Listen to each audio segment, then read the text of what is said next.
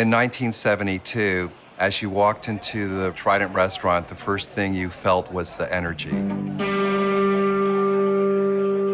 It was the hip place, but it wasn't the kind of place where there were like lines out the door in the evening. You had to be in the know, you had to be part of something. The Bay Area was the epicenter of the hippie movement, the rock and roll movement, and the sexual freedom movement. The Trident was more than a restaurant.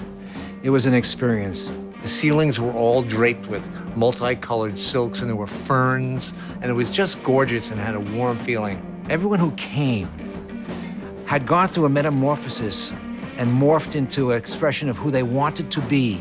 Celebrities sitting at the bar or some famous rock and roll group. Musicians, personalities.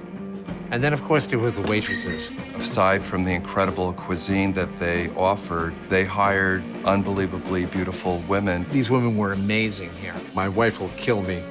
When you were a hippie back in the 60s, it was like a secret society it was magic. The biggest names in rock and roll at some point were here at the Trident. In 1972, the Stones were playing 2 nights in San Francisco. They were throwing a private party here at the Trident restaurant. They've got to feel right when they walk into a place. There was a high possibility of them turning around and walking out. The Rolling Stones provided a lot of pleasure and entertainment for the world, and I wanted to help give them the same experience at the Trident. It was their place, and I think they relaxed and had a good time. And we invited 10 or 12 women we all knew. It was a small party. It wasn't open to the public. The Stones had a yacht right off the deck in front. One of the waitresses' boyfriends suggested to her that if she were to go out on the Rolling Stones yacht, they were done. She turned to her boyfriend and said, "We're done." Bobby Lozoff was the bartender here at the Trident. In the late 60s and 70s, that was an entitled position. I mean, bartenders were important in the Bay Area. There was an affinity with Mexico. Cuervo was the spiritual drink for the herbalists in the hippie community.